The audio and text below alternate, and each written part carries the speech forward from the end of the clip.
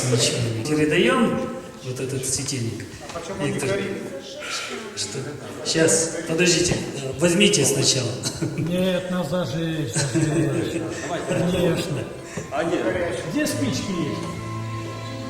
Зажигалка кого-то. Это ж красиво будет. Так, пожалуйста, вот колокольчик.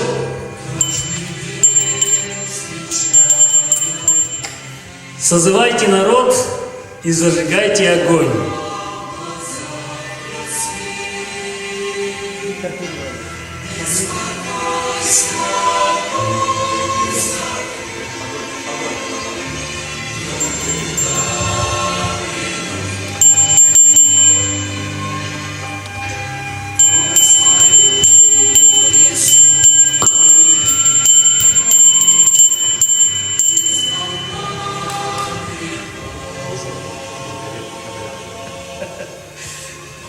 Ну, пока огонь горит, Виктор Кириллович и совершит молитву, и помолится и о нас.